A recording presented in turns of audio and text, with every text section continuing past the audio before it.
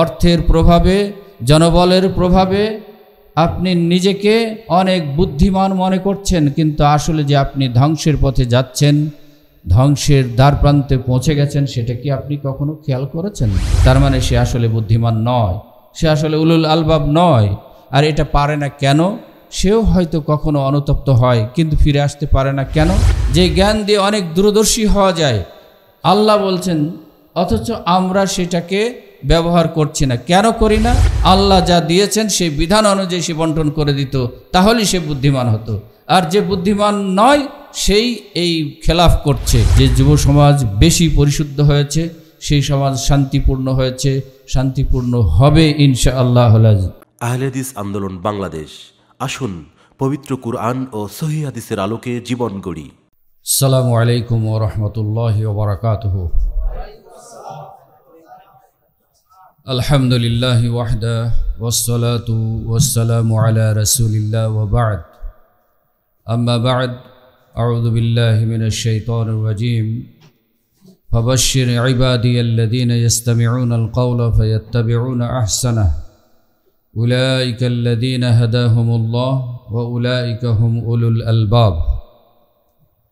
وقال صلى الله عليه وسلم الكيس من دان نفسه وعمل لما بعد الموت। চাঁপাইনবাবগঞ্জ এলাকায় আমার মনে হয় প্রথম পদচারণা। এই এলাকার বাংলাদেশ আহলে হাদিস যুব সংঘ কর্তৃক আয়োজিত আজকের এই যুব সমাবেশে মঞ্চে উপবিষ্ট দায়িত্বশীল বন্ধুগণ এবং আমার সামনে উপস্থিত অত্র এলাকার যুবক ও সদীশ মণ্ডলী, যাবতীয় প্রশংসা আল্লাহ রাব্বুল আলামিনের জন্য, যার অশেষ মেহেরবানিতে আজকে আমরা এই চরম গরমকে উপেক্ষা করে কিছু দিনই কথা বলার এবং শোনার তৌফিক লাভ করতে পেরেছি। তার ভিতরে বলি আলহামদুলিল্লাহ। আমি এখানে একটা শিরোনাম দেখলাম, যুব সমাজকে পরকালীনমুখী করার জন্য আজকের যুব সমাবেশ। খুব সুন্দর একটি পদক্ষেপ। আজকে আমরা বাংলাদেশে বিভিন্ন প্রতিষ্ঠান, বিভিন্ন সমাজ সেবামূলক সংস্থাগুলি যুবকদেরকে দুনিয়ামুখী করার জন্য বহু মোটিভেশনাল স্পিচের আয়োজন করে থাকছেন, যাতে মানুষ কিভাবে ব্যবসায়ী হবে, কিভাবে চাকরিজীবী হবে, কিভাবে চাকরিতে সফলতা অর্জন করবে, কিভাবে ব্যবসায় সাফল্য অর্জন করবে, এইসব বিষয়গুলি নিয়ে অনেক মোটিভেশনাল সেমিনার হচ্ছে। কিন্তু যুবকদেরকে, মানুষকে চিরস্থায়ী সফলতার জন্য, চূড়ান্ত সফলতার জন্য কোনোদিনও কোনো স্পিচ দেওয়া হচ্ছে না। ইল্লা মাশাআল্লাহ, খুব কম সংখ্যকই করছেন, হচ্ছে না তা নয়। তো আজকে আমি সূরা আল জুমার থেকে একটি আয়াত পড়েছি এবং সুনান তিরমিজি থেকে একটি হাদিস পড়েছি।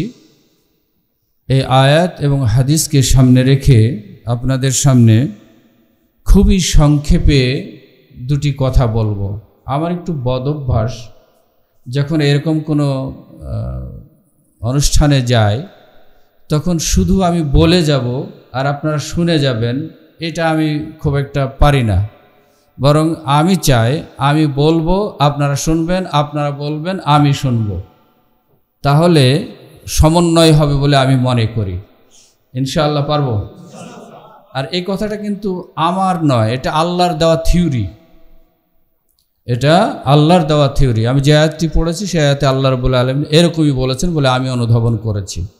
আল্লাহ বলেন, আউযু বিল্লাহি মিনাশ শাইতানির রাজীম, ফাবাশশির ইবাদিয়াল্লাযীনা ইসতামিউনাল কাওলা ফায়াত্তাবিউনা আহসানাহু হে মুহাম্মদ সাল্লাল্লাহু আলাইহি ওয়াসাল্লাম, তুমি আমার ওই বান্দাদেরকে সুসংবাদ দাও যারা আমার কথাগুলিকে মনোযোগ দিয়ে শুনে। শুধু শুনে এই কথা বলেন নাই, কিভাবে শুনে? মনোযোগ দিয়ে শুনে। মনোযোগ দিয়ে যদি কেউ কোনো কারো কথা শুনেন তাহলে তিনি নিজে উপকৃত হতে পারেন। কেন? তিনি এখান থেকে, এই কথা থেকে কিছু হোম লেসন নিয়ে যেতে পারেন, হোমওয়ার্ক কিছু নিয়ে যেতে পারেন। সুতরাং আল্লাহ তাই বলছেন, আল্লাযীনা ইয়াস্তামিউনাল কাওলা, যারা মনোযোগ দিয়ে শোনে। এবং বললেন শুধু শুনেন এইটুকু বলে ছেড়ে দেন নাই, মনোযোগ দিয়ে শুনেন এইটুকু বলে ছেড়ে দেন নাই, বরং বলেছেন ফায়াত্তাবিউনা আহসানা, যে কথাগুলি আমি আল্লাহর কাছ থেকে মনোযোগ দিয়ে শুনলাম সেই কথাগুলিকে মেমোরিতে রেখে প্রয়োজন মতো, সময় মতো, স্থান কাল পাত্র ভেদে সেটিকে অনুসরণ করে, উত্তমভাবে অনুসরণ করে। এরা কারা? এদের জন্য আল্লাহ রাব্বুল আলামিন শুভ সংবাদ দিচ্ছেন। কি? উলাইকাল্লাযীনা হাদাহুমুল্লাহ, আল্লাহ বলছেন এরা ওই সম্প্রদায় যাদেরকে আল্লাহ হেদায়েত দিয়েছেন। তাহলে হেদায়েত পেতে হলে এই আয়াত থেকে বোঝা যায় আল্লাহর কওলকে শুনতে হবে কি দিয়ে? মনোযোগ দিয়ে, শুধু কান দিয়ে নয়, মনোযোগ দিয়ে শুনতে হবে। আর শোনার পরে কি করতে হবে? ভুলে গিয়ে চলে যেতে হবে। বলে বক্তা এমন ওয়াজ করলেন যে আসমান জমিন এক করে দিলে, এত কঠিন ওয়াজ করলেন যে একজন শুনে বলছে, ভাই কি ওয়াজ করলো? কি ওয়াজ করলো তা বলতে পারবো না, তবে এমন ওয়াজ করলো যে আসমান জমিন এক হয়ে গেল। এইরকম নয়। আমি যা বলবো আল্লাহর কথা, আল্লাহ বলছেন, আল্লাহর কথাকে মনোযোগ দিয়ে শুনবো, শোনার পরে সেটিকে অনুসরণ করব। যদি মনে না থাকে তাহলে অনুসরণ করবেন কেমন? তাহলে এরা হচ্ছে হেদায়েত প্রাপ্ত। দ্বিতীয় নম্বর কি বলছেন? ওয়া উলাইকা হুম উলুল আলবাব, এরাই হচ্ছে প্রকৃত জ্ঞানী, এরাই হচ্ছে প্রকৃত চালাক, এরাই হচ্ছে প্রকৃত চতুর, এরাই হচ্ছে ওয়াইজ ম্যান, জ্ঞানী ম্যান। সুতরাং আমরা বলি আল্লাহর হেদায়েত পেতে চাই, কি বলি? এই যে এখন কথা, আমরা কি হেদায়েত যারা পেয়েছে তাদের অন্তর্ভুক্ত হতে চাই? যাদের আলবাব, লুব, জ্ঞান আছে, বুদ্ধি আছে, বিবেক আছে, তাদের অন্তর্ভুক্ত হতে চায়। তাহলে কি করতে হবে? এই কথাগুলি শুনতে হবে। আমার কথা নয়, আমার কথা শুনবেন না, আমার কথা শোনা জরুরি নয়। শোনা কার কথা দরকার? আল্লাহর কথা। আমি যদি কোরআন থেকে বলি, আমি যদি আল্লাহ রাসূলের হাদিস থেকে বলি, তাহলে শুনবেন, আমি তরজমা করে দেব, বাস। ঠিক আছে ইনশাআল্লাহ? তাহলে এরাই হচ্ছে চালাক। তাহলে এখন দেখেন, আর রাসূল সাল্লাল্লাহু আলাইহি সাল্লাম বলেছেন, আল কাইয়িসু মান দানা নাফসাহু ওয়া আমিলা লিমা বা'দাল মাউত। প্রকৃত চালাক কে? বলছেন যে ব্যক্তি দুনিয়ার জন্য আমল করে এবং মৃত্যুর পরের জগতের জন্য আমল করে, সে হচ্ছে চালাক। বুঝা গেছে? সে হচ্ছে চতুর, সে হচ্ছে বুদ্ধিমান। যে শুধু দুনিয়ার জন্যই কাজ করে না, আবার যে শুধু আখেরাতের জন্যই কাজ করে না, দুনিয়া এবং আখেরাতকে সমন্বয় করে। রব্বানা আতিনা কি ফিদ দুনিয়া হাসানাতুন ওয়া ফিল আখিরাতি ওয়া কিনা। তাহলে দুনিয়া এবং আখিরাত আছে কিনা? ওয়ালা তানসা নাসিবাকা মিনাদ দুনিয়া, তোমরা দুনিয়ার কিছু অংশ আছে এখান থেকে ভুলে যেও না। সুতরাং চালাক মানুষ কারা, বুদ্ধিমান কারা, চতুর ব্যক্তি কারা? তারা যারা মুমিন। কেন? মুমিনরা সবসময় দুনিয়া বিমুখ থাকে না এবং দুনিয়া নিয়ে মশগুলও থাকে না, দুনিয়াও করে আখিরাতও করে। এখন আসেন,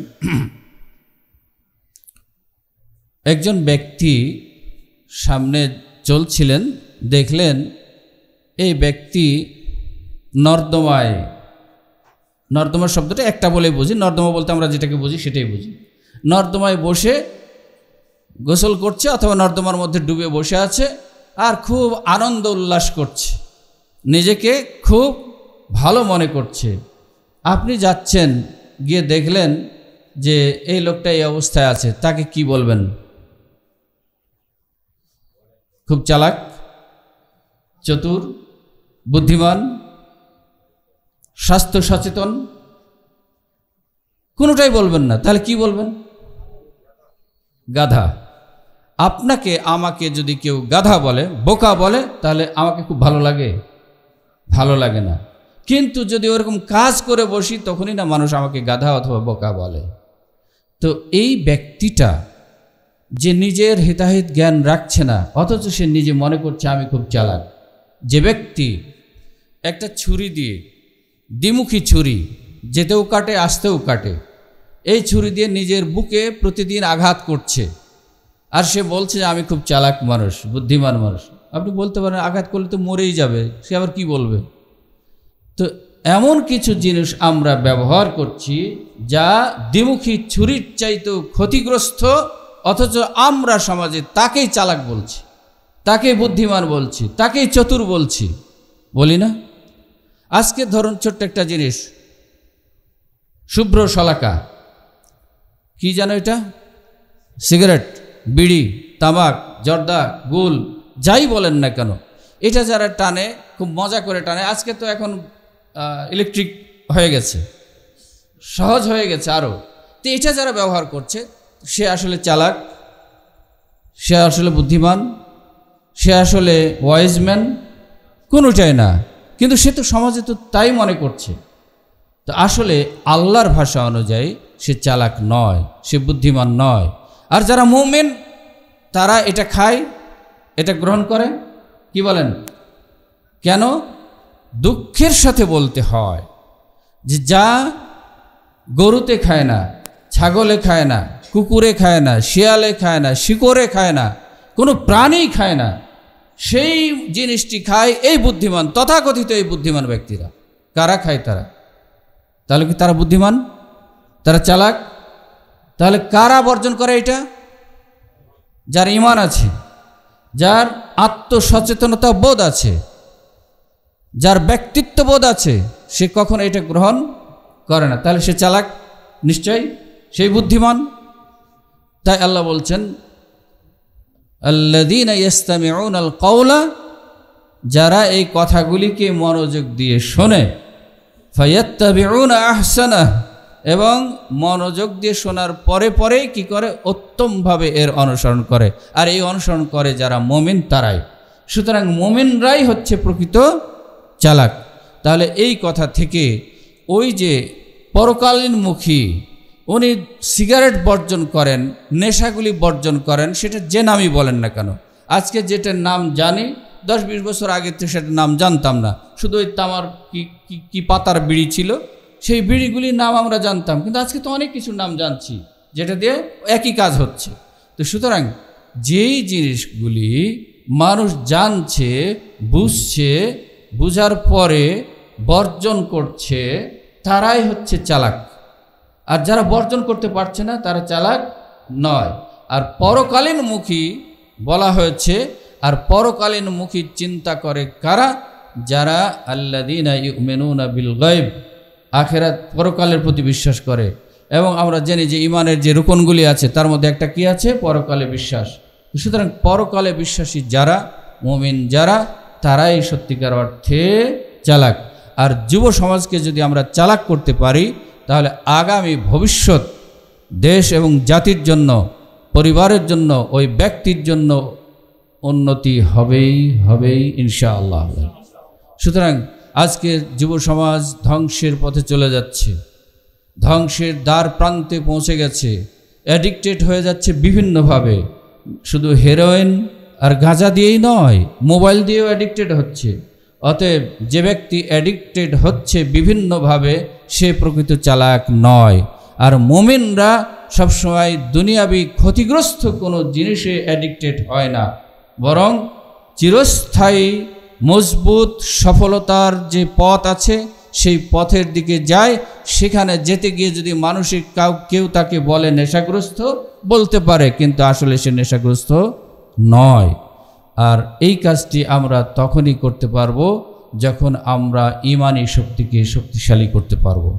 ঈমানকে, আল্লাহর ভয়কে, আখিরাতের পুনরুত্থানকে, আখিরাতের পুনর্জবাবকে যখন আমি অন্তরে, মনের মধ্যে সবসময় সামনে রাখতে পারবো, তখনই আমার দ্বারা এই চালাক হওয়া সহজ হবে, বুদ্ধিমান হওয়া সহজ হবে, প্রকৃত বুদ্ধিমান হওয়া। দুনিয়াতে অনেককে ঠকায়, আমরা তাকেই বলি বুদ্ধিমান, কিন্তু আসলে সে বুদ্ধিমান নয়। যদি সে বুদ্ধিমান হতো তাহলে কখনো ভাইয়ের অধিকার নস্যাৎ করতো না। কখনো সে যদি বুদ্ধিমান হতো তাহলে 5 ছেলে 2 মেয়ের মধ্যে সম্পদ বন্টনের ক্ষেত্রে কম বেশি করতো না। আল্লাহ যা দিয়েছেন সেই বিধান অনুযায়ী সে বন্টন করে দিত, তাহলেই সে বুদ্ধিমান হতো। আর যে বুদ্ধিমান নয় সেই এই খেলাফ করছে। সুতরাং মুমিনরাই হচ্ছে প্রকৃত বুদ্ধিমান। আর যুবকদেরকে মুমিনদের বাইরে আমরা রাখতে চাই না, যুবকরাও তো মুমিন। সুতরাং যুব সমাজ যদি সংশোধিত হয়, যুব সমাজ যদি স্বচ্ছ হয়, পরিশুদ্ধ হয়, তাহলে ও যেমন নিজে চালাক চতুর হয়ে দুনিয়াতে বেঁচে থাকতে পারবে, আল্লাহর সন্তুষ্টি অর্জন করতে পারবে, ঠিক তেমনিভাবে পরকালেও সে জান্নাত লাভে ধন্য হবে ইনশাআল্লাহ। আর যে সমাজের যে যুব সমাজ বেশি পরিশুদ্ধ হয়েছে সেই সমাজ শান্তিপূর্ণ হয়েছে, শান্তিপূর্ণ হবে ইনশাআল্লাহ। অতএব আমরা চেষ্টা করব নিজেকে পরিশুদ্ধ করার ঈমানি আলোতে। কিসের আলোতে? ঈমানি আলোতে। ঈমানি আলোচনা নিয়ে আলো নিয়ে আজকের আলোচনা নয়। যারা এই কাজ না করেন, কেন করেন না? নিজেকে উলুল আলবাব মানে এমন একটা জ্ঞানের অধিকারী যে জ্ঞান দিয়ে অনেক দূরদর্শী হওয়া যায় আল্লাহ বলছেন, অথচ আমরা সেটাকে ব্যবহার করছি না। কেন করি না? যে ব্যক্তি ওই যে ছুরিকাঘাত করে বললাম, তার মানে ধূমপান করে করে নিজের লাঞ্চকে নষ্ট করেছে, নিজের ফুসফুসকে নষ্ট করছে, নিজেকে প্রতিদিন ধ্বংসের মুখে ঠেলে দিচ্ছে। অথচ আল্লাহ বলছেন, ওয়ালা তুলকু আইদিকুম ইলা তাহলুকা, তোমরা নিজেদেরকে ধ্বংসের পথে ঠেলে দিও না। কিন্তু আমরা শিক্ষিত হয়ে, আদর্শ হয়ে, উচ্চ চাকরিজীবী হয়েও নিজেকে ধ্বংসের পথে ঠেলে নিয়ে যাচ্ছি। তার মানে সে আসলে বুদ্ধিমান নয়, সে আসলে উলুল আলবাব নয়। আর এটা পারে না কেন? সেও হয়তো কখনো অনুতপ্ত হয়, কিন্তু ফিরে আসতে পারে না কেন? তার প্রবৃত্তির অনুসরণের কারণে।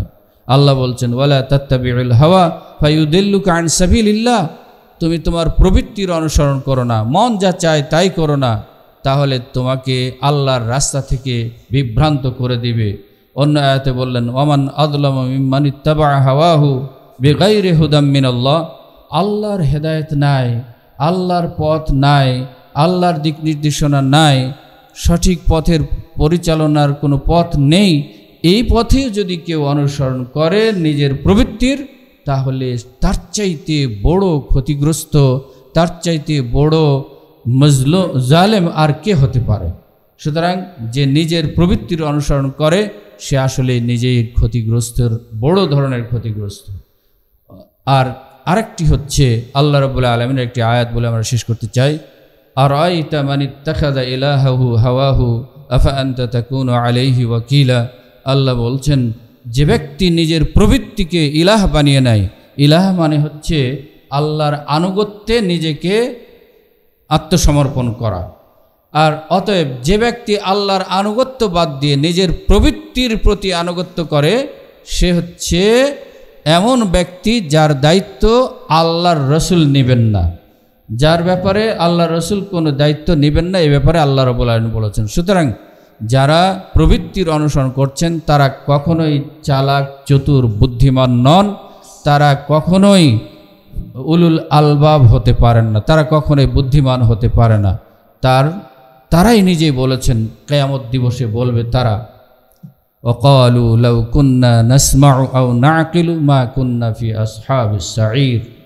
এই ব্যক্তিরাই বলবে, হায় আফসোস, সেই দিন যদি আমরা শুনতাম তাদের কথা এবং বুঝতাম, অনুধাবন করতাম, মূল্যায়ন করতাম, তাহলে আজকে আমাদেরকে এই ক্ষতিগ্রস্ত হয়ে জাহান্নামীদের অন্তর্ভুক্ত হতে হতো না।